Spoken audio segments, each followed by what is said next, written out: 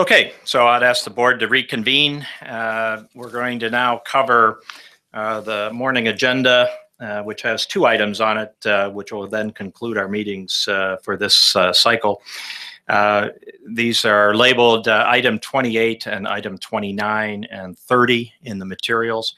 We'll start with item 29, and it's an update on credibility and trust events.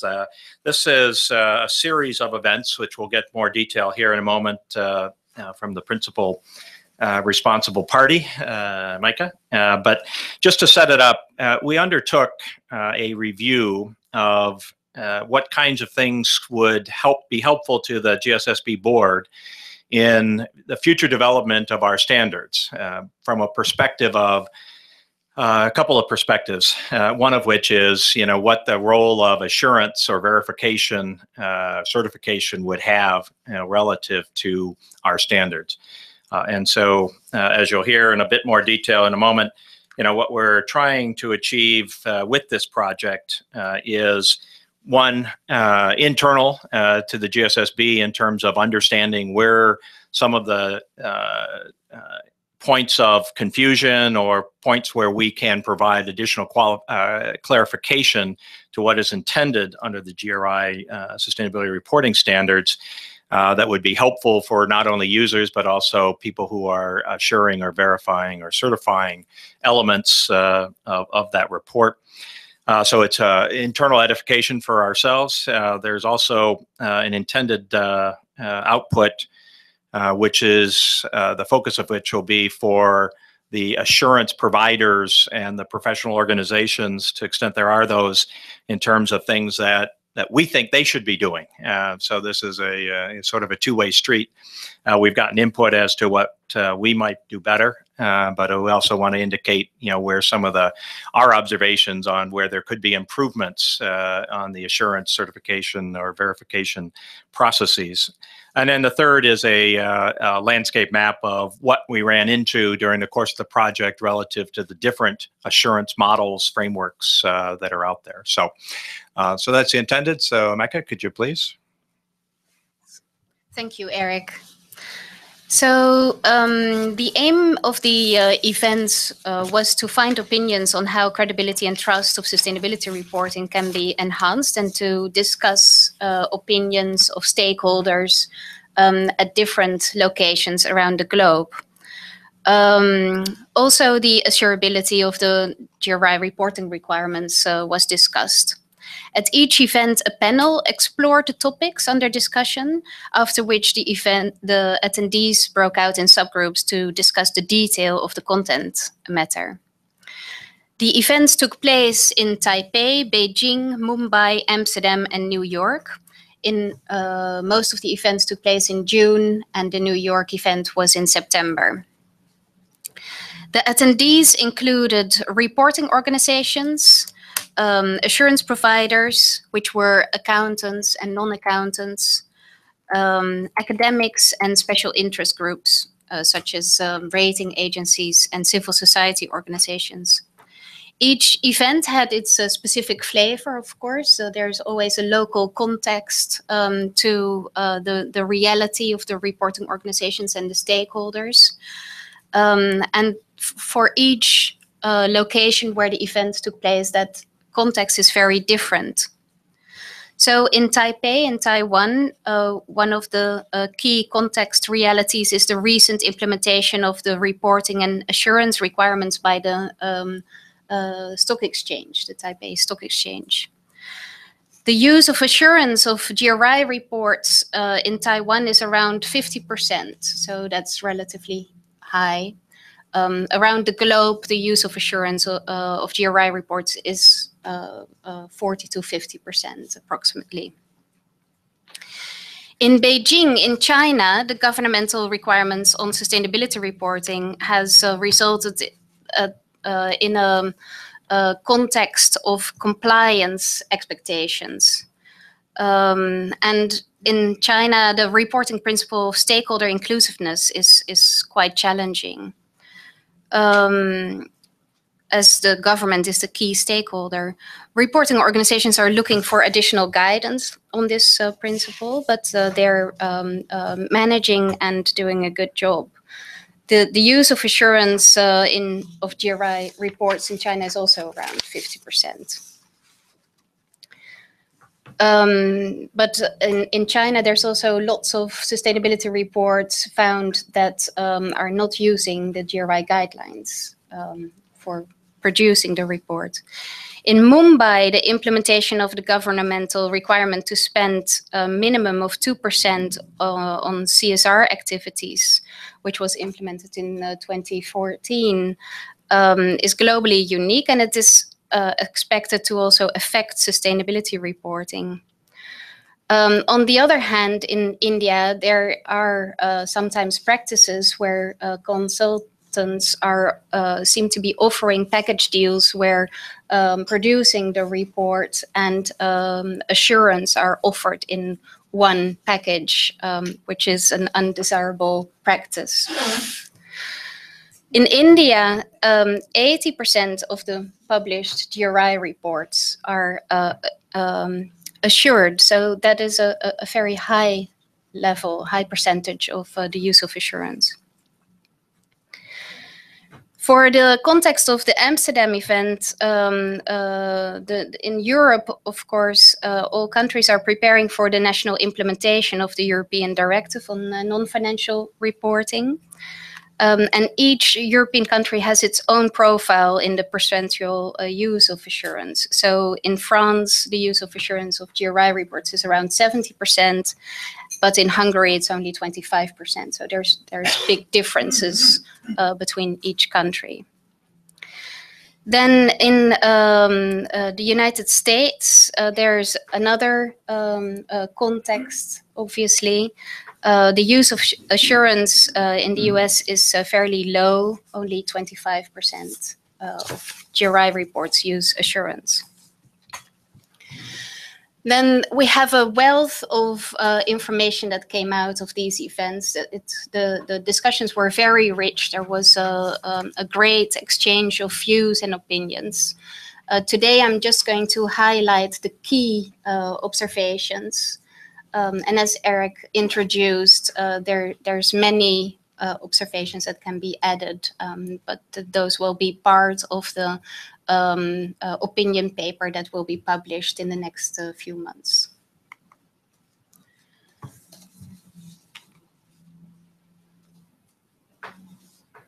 So many sustainability reports are published that are not using the G4 guidelines and are not actually in accordance to the G4 guidelines. This is an observation that clearly came out from the events, and stakeholders recommend that actually the guidelines should be used because it does enhance credibility and trust of the report.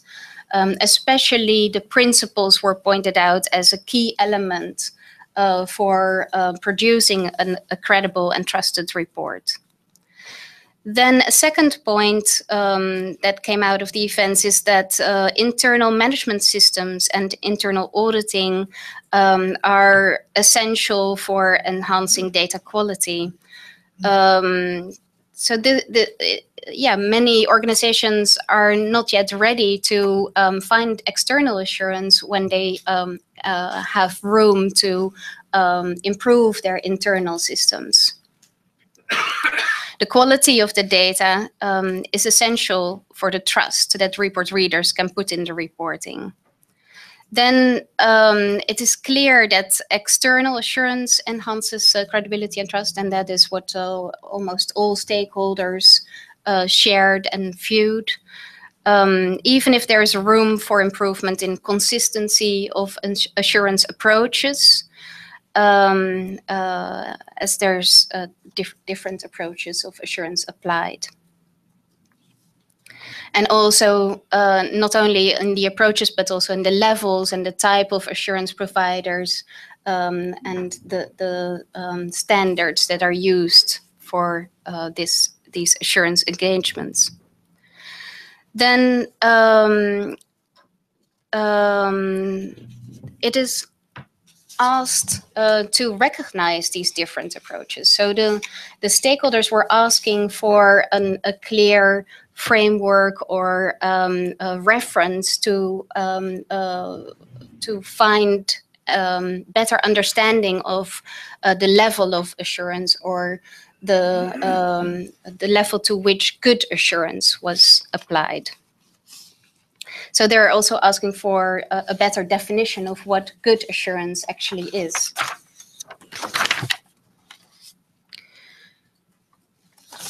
Then many stakeholders shared that there's a range of organizations currently discussing assurance of non-financial reporting, and they're asking for closer collaboration between these organizations. Then they also found that the in accordance criteria are not always applied correctly, and they're asking for an external review of these criteria. So not always the correct indicators are reported. The reported information doesn't always match correctly the indicators. So there's a range of types of improvements that can be made there.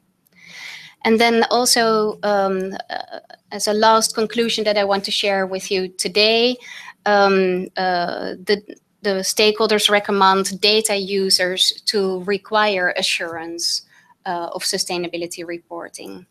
So the data users, they can be stock exchanges or governments or rating agencies, and they are in place to make this requirement. And that is essential to lift the level of credibility and trust of the reporting. Then, as a next step following today's meeting, we are working on the publication on the position paper on enhancing credibility and trust. And this will include lessons of and actions for the GSSB, so for the board, but also recommendations for reporting organizations, recommendations for assurance providers and standard setters. And it will also include an overview of national assurance standards, as there's a range of national assurance standards around the globe. Around 10 of these standards are available. And also there's examples of regulatory requirements to assurance of sustainability reporting. Okay, thank you. Questions, comments from the board? Excuse me, I'm sorry. Please signal and use the mic. Thank you. Can you go back to the previous slide, please? Sustainability reporting should be based on the G4 guidelines. Will it be a restrictive practice? Because there are other standards like ISO 26000 and which organizations are using for publishing the sustainability report. Right. So just to be clear, this was the output, if you will, from these 5 groups. What we do with this is yet to be determined. So this was simply a recital of what we heard, and frankly, that's the one that you pointed out. We've heard at least 4 of the 5, if not all 5, I suspect, in some form or fashion. So, Simeon. I've got 2 questions to start. There are 2 types, broadly speaking, 2 types of assurance that I can see. One, some organizations ask an assurer to look at the accuracy of the information, and another group of organizations may ask the assurer to look at whether the report has been prepared in accordance with G4. Of the statistics that you gave us, do you make that distinction, or are they just all referring to in accordance with G4? And the second question is on your slide 2 of 2. There was a comment on external review on in accordance required. I can understand a review, but what does external review mean? Can you explain a bit further? Thank you. So to your first question, the statistics that I've used for giving you the approximation of the level of assurance applied on GRI reports comes from the GRI database. This is a collection of sustainability reports around the globe. The information is not always perfect, but it is as good as it gets. There is information on assurance, but it doesn't always clearly state what type of assurance has been used. So it can range from having two data points assured to assurance of the whole report. Then your second question. Please. External review of the GRI G4 in accordance criteria is needed. Organizations were asking for a third party that makes a review if the in accordance criteria have been applied correctly. So it can be understood as assurance, but we like to refer to it as an external review because it's more the checking of the correct application of the in accordance criteria, which is a different type. Just a quick follow-up, yes? Sorry, your mic. Oh.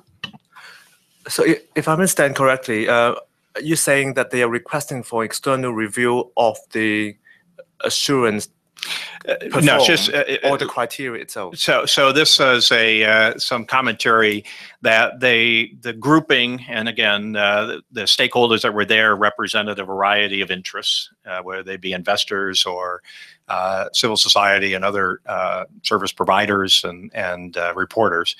What my takeaway from what they were asking is there another a sort of an interim step here that says, you know, these reports claim to be in accordance. Can somebody just go through and make sure that they have satisfied the requirements for in accordance, not necessarily to go audit it or assure it or verify it, but just determine that indeed, you know, these have fulfilled from a checklist perspective what is set forth as the in accordance criteria. So does that help? Okay, I think Dwight was next, and then Kirsten. No more questions from Dwight. Well, I have a number of concerns with this area. And one of the concerns, or probably the most important one, considers the suitability or the competency of commercial assurance providers to assure all of the various elements you would have in a sustainability report.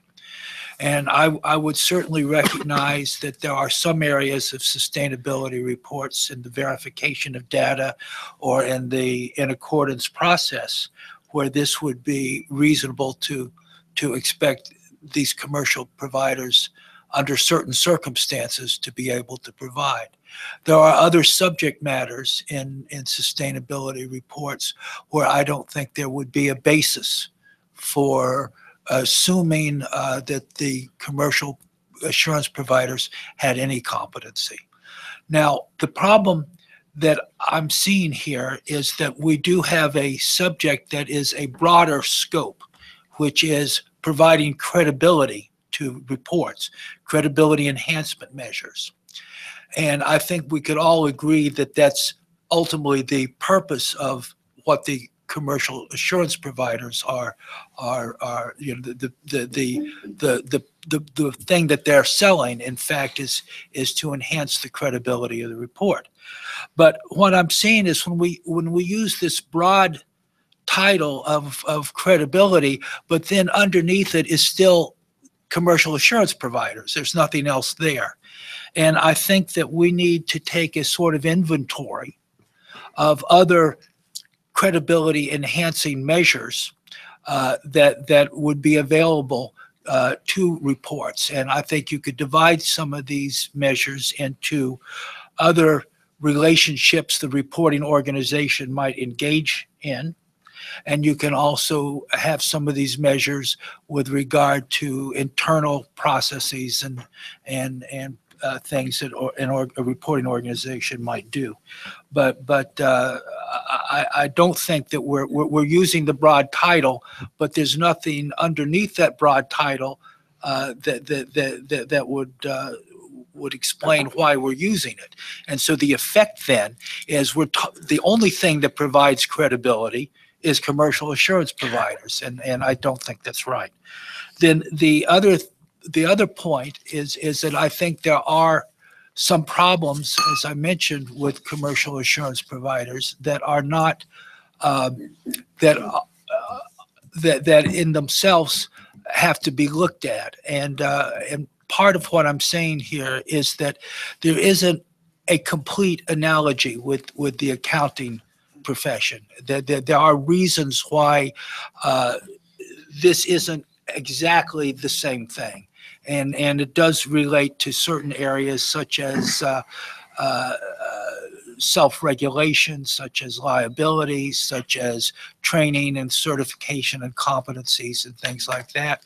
It also relates to the fact that what they're doing is qualitatively different, because there is a qualitative difference between a financial report and sustainability reporting. And my concern is, if we were to issue as a body a paper on this subject, while I think we would need to make sure that the paper took all of these things into account, that it didn't assume that the only thing out there was commercial assurance providers. So Dwight, let me, do you have one other point? Because I do want to respond. I'm about to finish a sentence here. Very good. So it didn't assume that everything was about commercial assurance providers and that was the only game in town. So just to respond, what the board has at the moment is a summary.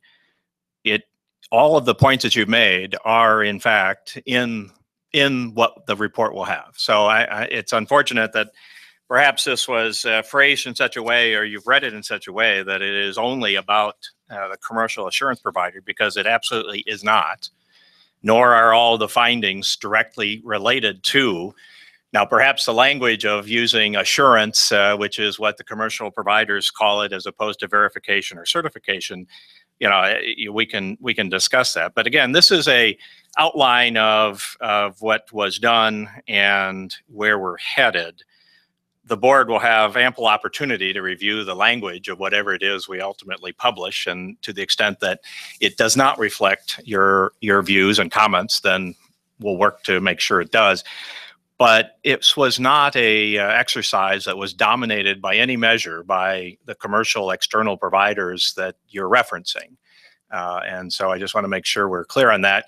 We will follow up, in terms of the specific elements, particularly around other mechanisms for improving the credibility and trust, not the least of which is internal processes and a review of those processes and other groups that organizations can and do engage with to provide for further improvement.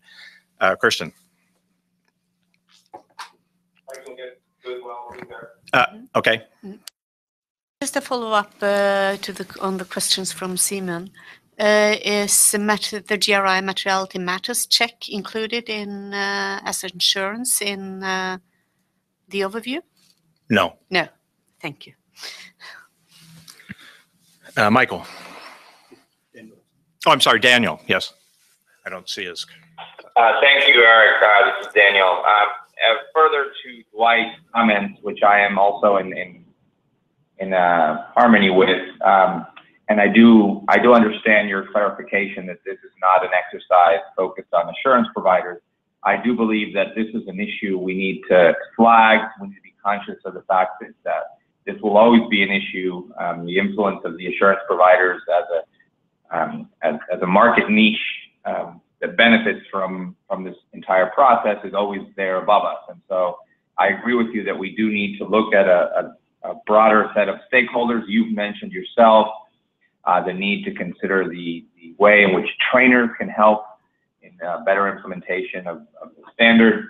I think we need a general strategy and focus towards the future to look at how we can increase credibility and quality of these reports. And I think that if we think of it in a strategic manner with a good identified set of different actors and groups and stakeholders, I think we can do a good job of that. And with the idea that we need to make sure it's not coming across in the narrative as a focus simply on the assurance providers. Okay, thank you. Michael? You mentioned collaboration up there, Mike. I just wonder who you had in mind. Was one point. I've got a follow-up for that.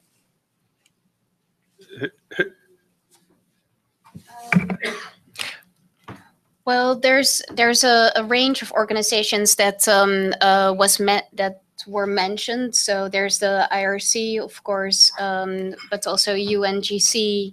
There's work at the WBCSD being done. There's other organizations that are engaging on this topic. Accountability in the AS 1000 series, or A1000 AS. So that was another group that, and again, this was so it's not us driving the collaboration. It was an output from the hundreds of people that participated in this that said there should be collaboration. And so that's what the paper will, and it will be reflective, hopefully reflective of some of the concerns Dwight have, is that collaboration on this is not just, for instance, around the Big Four collaborating. It's around the Big Four collaborating with other groups that have proven credibility in their aspects of this, particularly as it may relate to social or labor issues. So that is what was intended by that. So. Okay, so the IAASB wasn't mentioned, but I imagine they're in the frame as well. So just a couple of points. Fully agree with Dwight's and Dan's point about broader than assurance. In fact, the IARC paper went out with assurance on the label, and really what we meant was credibility and trust. And we realised that through, and our, we really focused on credibility and trust in our call for action. We had various players, including internal and external players. So fully support that. Just the question of the next steps. So the report, we put a report out. Do we then seek feedback on that report? And do we then move to a policy position, either as the GSSB or recommendations for others like GRI, or just I was just a little unclear on that, or maybe it's not known yet. Well, so as I tried to indicate, so that it is sort of all of the above. There is an element of this that is intended to help us understand how to better strengthen, either by clarity or by adjustment of what it is we're asking reporters to report on. So there's a responsibility on our part to be clearer if we need to be, with regard to what we mean by materiality analysis, stakeholder engagement, those kinds of things. So there is very much an element here of trying to understand what we can do to improve on our part in terms of the standard setting for the reporters. There's also, as indicated, this will cover our observations as to the issues that are out beyond our control, because we're not going to become assurance standard setters, but beyond our control, but our observations from this as to what assurance providers of all manner, not just the commercial providers as referenced by Dwight, but others that have a responsibility themselves to help enhance their processes, their approach, their transparency, again, to drive to a higher level of credibility and trust for the reporters themselves. And so that it's all of the above, which is why one of the reasons that this project has been a bit delayed, because it is comprehensive, and to the extent that it is influencing our standards, that's the primary purpose for having undertaken this, is to what can we do ourselves. We can make observations on what others should do, but what can we do ourselves to help elevate the credibility and trust of reporting? And it isn't just about assurance, but it is an element of it. So, follow up or something new, Dwight? Yeah, first of all, I just wanted to reply, Eric, to what you said after I spoke. Based on what I was provided to read and based on the slides and the PowerPoint that was provided today, it would be reasonable to express the concerns I did about the focus I agree on with that. commercial insurance providers.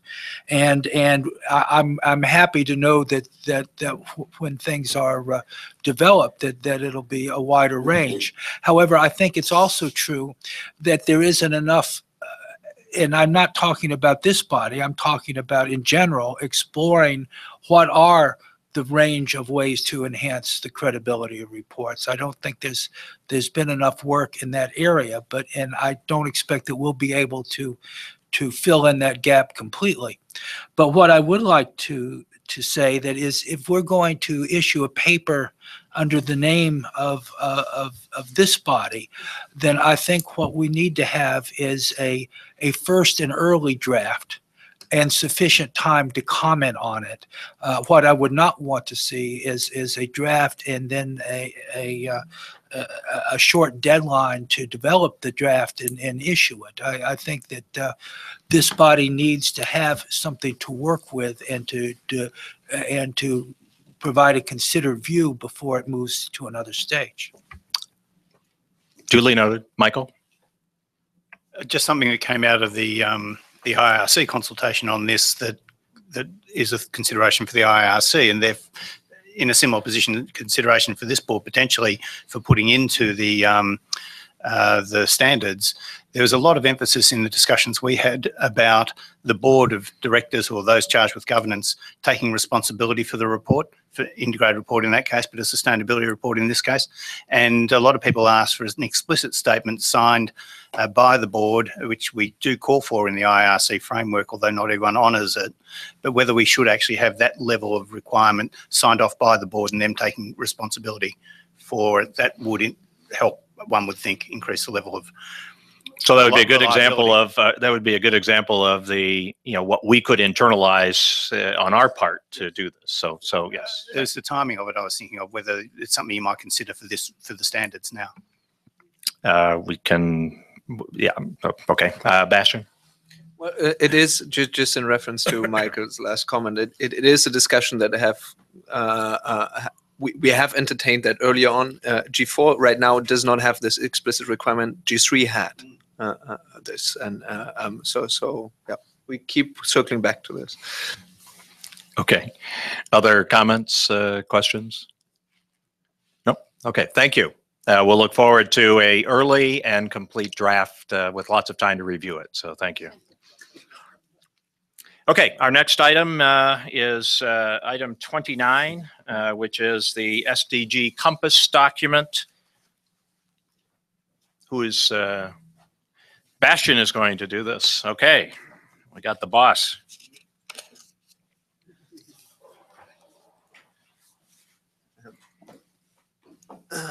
Yeah, thank you, Eric. So the reason that we've put this update on the agenda is twofold. One is as part of the work program, the Standards Division was tasked to contribute to a project that GI as an organization overall had with WBCSD and the UN Global Compact to develop the so-called SDG Compass. And that is item 29 of the agenda. There is a related document, and this is item 30, a mapping of GI disclosures against the SDGs. And part of my remarks are to update you on the successful completion of that project and outline what we're looking at in terms of achievement, but also potential to go forward with this particular project. The other reason for presenting this today is to entertain a discussion on how we, as the standard setting function for GI, want to follow the Sustainable Development Goals. There is a policy element to the Sustainable Development Goals and a political reality, but from a standard setting perspective, it is first and foremost the question, what type of reference will the SDGs be for our work? It is probably the closest approximation of a global sustainable development agenda that we've ever had at least in terms of articulation on the global agenda. It is a development that has only started now. And that is the reason that we're presenting this today.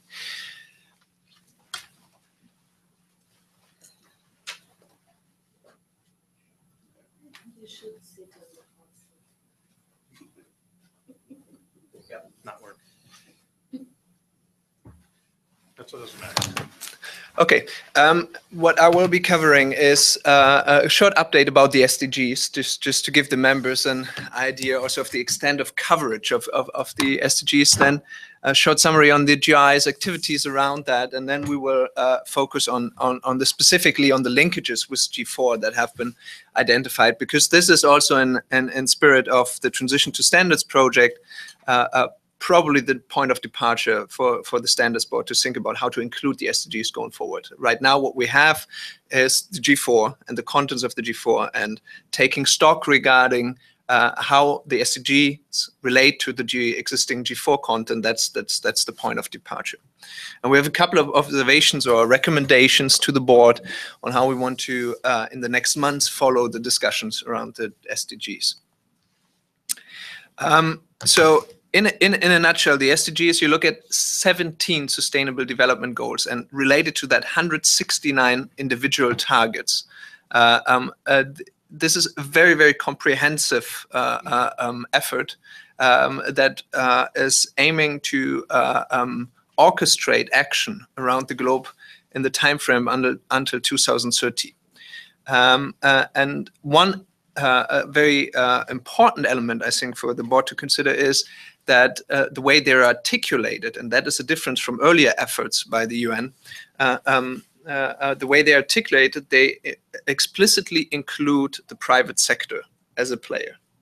And I think it is also in this context that the board should consider this development. The SDGs are now out in the public domain as ambition, but there are multiple processes that are now dealing with the implementation of the SDGs. And it is, of course, the translation of the SDGs in national policies. That is one aspect of it. But more specifically, we suggest from the Standards Division's perspective for the board to look at the development around the monitoring progress towards the SDGs. And that is for two reasons. One is it is in any case good to understand better how contributions to issues that we're also covering in the G4 guidelines are measured on a global scale, and then how this perpetuates to the national level. But more specifically, since there is a private sector contribution to this, the articulation of how this is measured will become very relevant for the GI standards going forward. The UN Statistical Commission is charged to develop a set of indicators as a recommendation to the national statistics offices. And this project is underway. It actually started, and I myself and colleagues of GI have participated in several meetings around that over the past years. It is scheduled to conclude in March 2016, so fairly soon. You will have a list of indicators that will help nation states to report back to the UN about the implementation and achievements around the SDGs. To summarize the activities from GI side, and again, this is referring to the whole organization,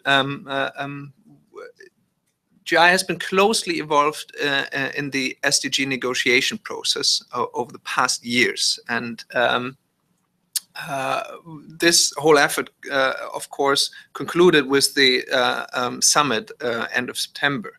There is a particular reference, and we will come to that, in target 12.6 to the mechanism of reporting. And that, I think, in part, is there because GRI and like-minded organizations that feel that these transparency mechanisms are needed for implementation have argued for such a target. We have developed one of, as GRI as a whole, again, one of the follow-ups to the SDGs around this target 12.6, and I come to that in a bit more detail in a moment. Then lastly, the SDG Compass. That is the joint project that I referenced earlier with you in Global Compact and World Business Council. And this is in the public domain. The documents that you have received are accessible on a joint web portal, and the related resources are too. About the target 12.6, GRI has developed now a possibility to track implementation of this particular target, which reads, encourage companies, especially large and transnational companies, to adopt sustainable practices and to integrate sustainability information into their reporting cycles. So GRI has built a database around implementation of this and first indications of implementation of sustainability reporting measures on the nation state level.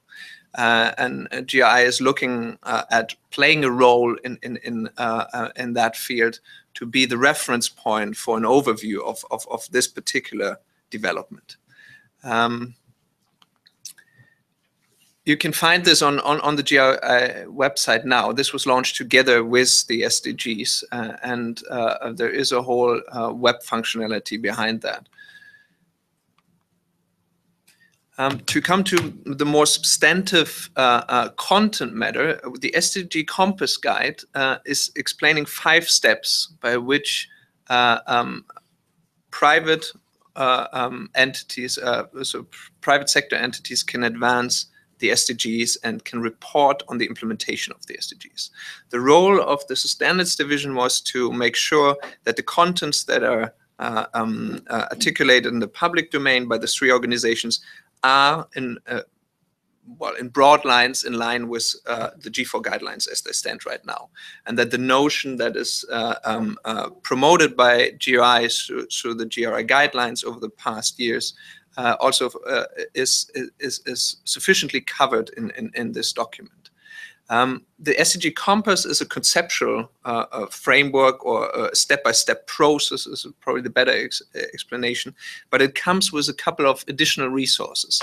One is an inventory of existing business indicators, and they're from GRI, but also other resources, CDP, issue-level resources. And what we're trying to provide there with the other organizations is a reference point for organizations that try to report on the implementation of the SDGs, that they can go to one resource and identify what is already in existence.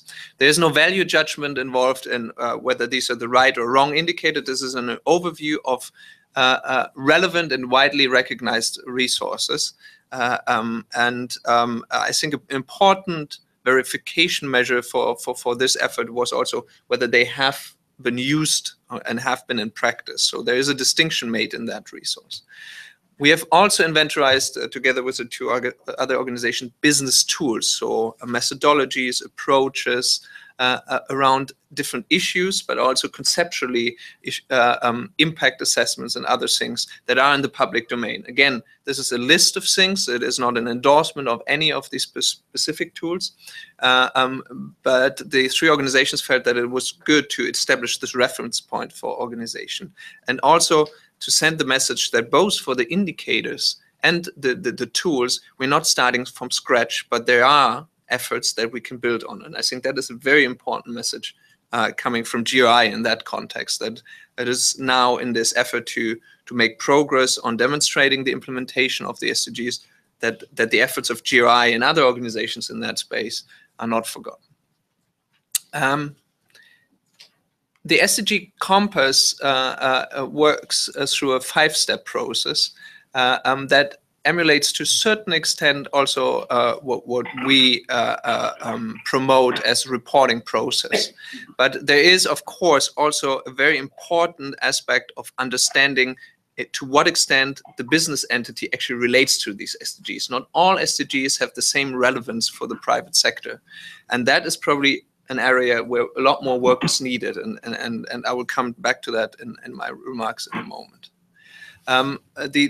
there is an online database for the indicators, as I have mentioned. It is publicly available, and it is included in the efforts of GI in communication on the SDGs.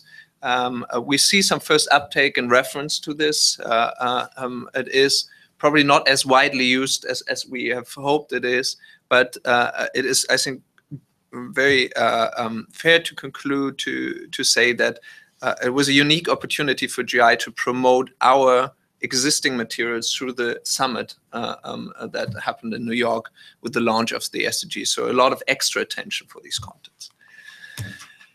Coming then to the technical matter of the linkages with the G4. What you can say is that in an effort by the Standards Division, we've tried to provide a resource already with the launch of this document, the SDG Compass, that provides just an overview of all the existing disclosures that GI has developed, both in the G4 guidelines as well as the sector disclosures, and how they relate to the SDGs. And there are a couple of observations about that. One is that the SDGs, the way they're organized, they're interrelated oftentimes, and also some of the themes are cross-cutting. This is a reality that we see with the G4 guidelines as well.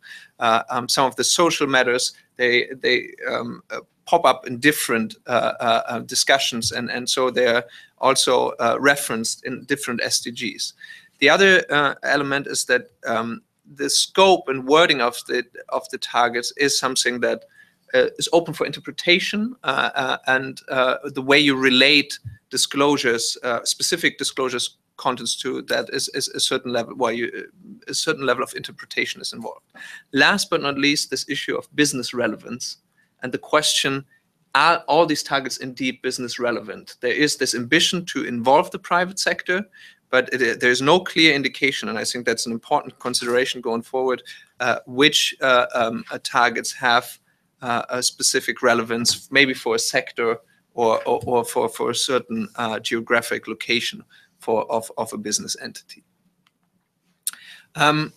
When you look at the linkages more closely, what we can say is that about 50% of the targets, so that's the level under the goals, there are 169. 86 of those have at least one matching GRI indicator. And again, the indicator will never fully cover the target, but some get closer to addressing the subject matter in a more comprehensive way. And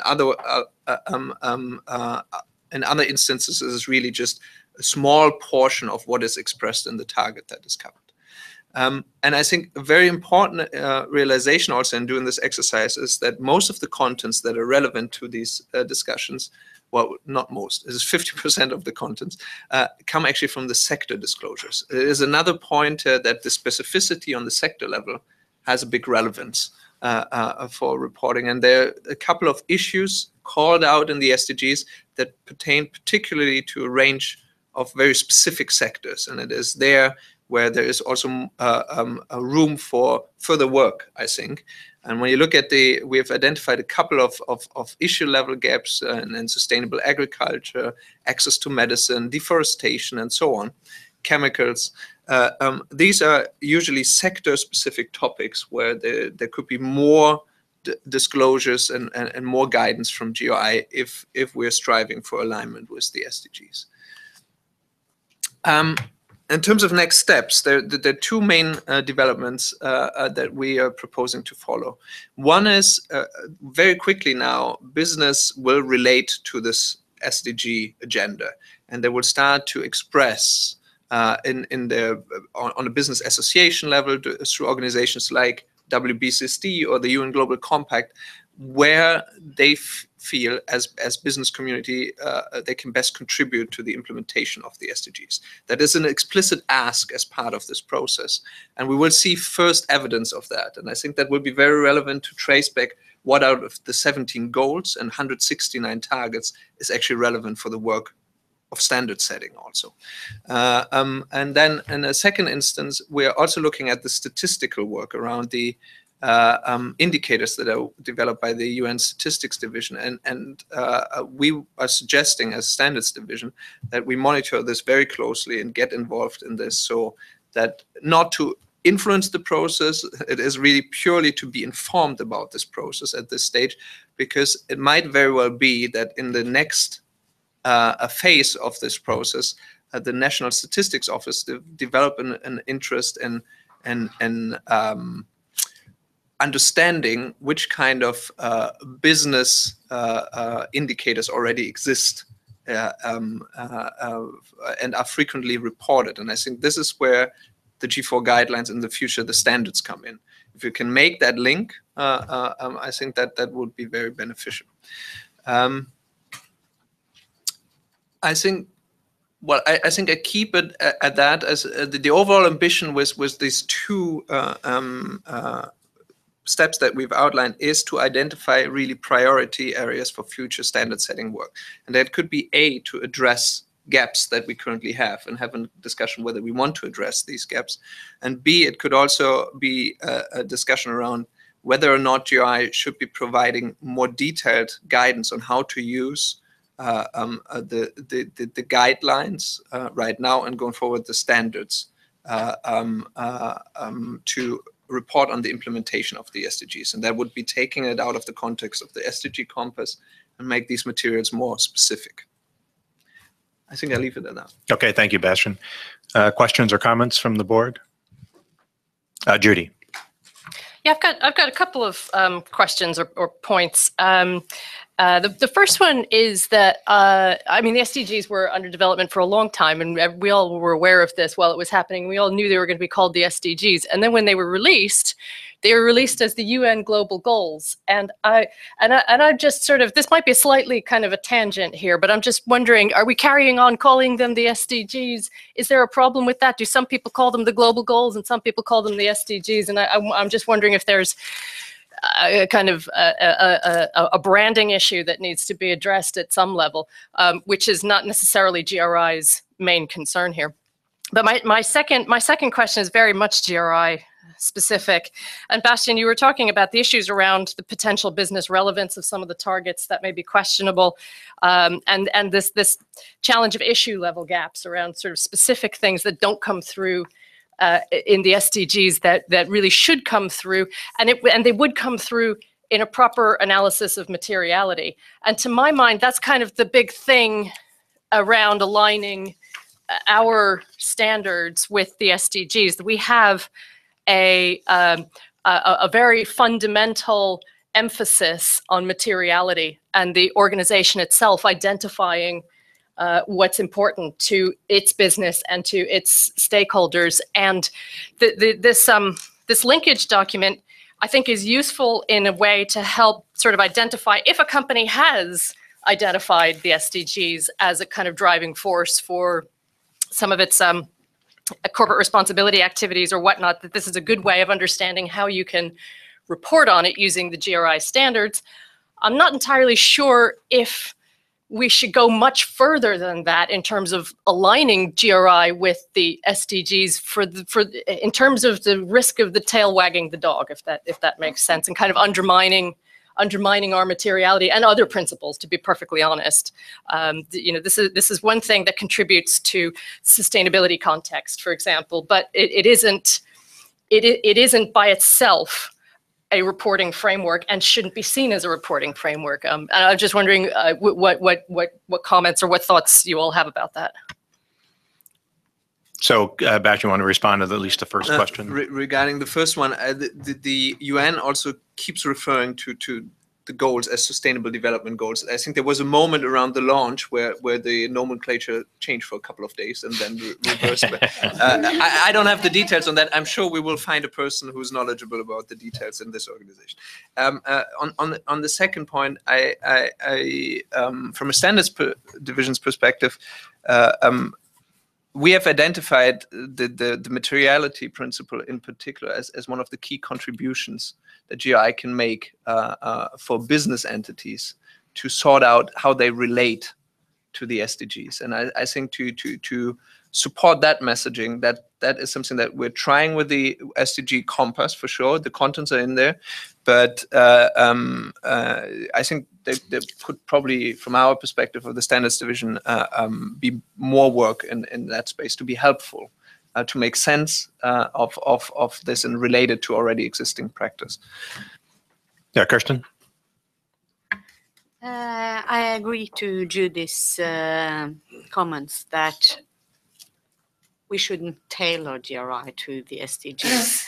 At the same time, I think that the linkage document that has been made is very clarifying and can be very useful for companies that to more and more degree are being asked about how do you relate to the SDGs. And that has been something very wishy-washy that had been very difficult to really grasp for companies, I believe. This really shows that, yes, on certain issues, it's relevant. For some companies, at certain issues, it's relevant for other companies. And this is a way of illustrating it. So thank you. It's useful already in its current format. Okay, thank you. Jürgen? I also find this document very, very good, very, very important that it exists. The GRI cooperated with the United Nations Global Compact and the World Business Council. The global unions are and were also very active in the development of the Sustainable Development Goals. My question is, was there also an intention or efforts made to cooperate with both social partners on developing that? And if not, why only with the World Business Council and not with the global union, for instance, and the other side of the Bastian? So the collaboration between WBCs, the UN Global Compact, and GI came about because there was the explicit ask out of the Office of the Secretary General to have a private sector contribution to the summit. And I think it was on the invitation of the UN Global Compact that GRI joined this effort eventually. And this is an MOU that was signed, or a project collaboration that was signed by the chief executive of GRI about 1.5 years ago. And that is how the project came about. I think there was, on this particular process in developing this document, there was a public consultation, and I think that was as far as we went in involving other stakeholder groups, but it was by no means an articulated decision to exclude certain parties from that. It was really, it came about because there was the ask out of the Secretary General's office. of the UN. Yeah. Yes, right. Dwight? Yeah, I think I share Judy's concerns on some of the relationships between GRI and the goals. But first of all, I wanted to say I agree with Bastian's report and the importance of associating ourselves with this work in these last 2 points.